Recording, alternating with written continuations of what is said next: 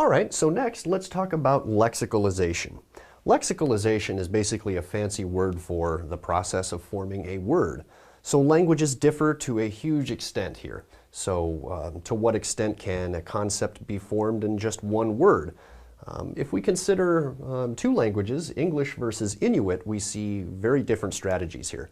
So let's take one category, the notion of snow. So in English, and if we're talking about the quality of snow, we have to add more words onto it. We have to say things like wet snow, dry snow, powdery snow, spring snow, good snowball throwing snow. We have to pile words on to specify the quality of the snow that we're talking about. Now this is a little bit different in a language like Inuit.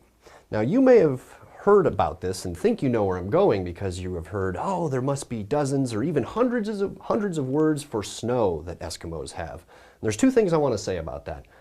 First, that is a complete myth that unfortunately has been passed down the generations. Not sure where it started, but it's not actually the case that this language has dozens or hundreds of words for snow. It's maybe just 4 to 6. It is still a more richly lexicalized category than in English, however.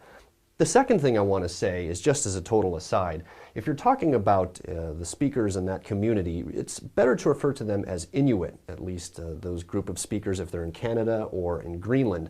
Eskimo is often seen as a very derogatory term, so I would invite you to talk about that community of speakers as Inuit. Now anyway, the Inuit language has two terms, whereas English has one. So these two basic terms, you have kani, which means snow in the air, and apun, which means snow on the ground. So from these two basic forms, they're two completely different words, as you can see.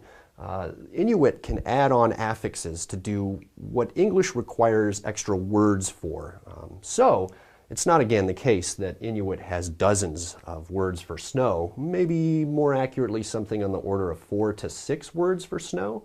But again, it's a richer lexical category than it is in English. We just have one word for the white stuff that falls from the sky, snow, whereas there is at least two basic forms that can be extrapolated upon with, expounded upon with affixes to specify the quality of that snow further, like wet snow that is still in the air, for example.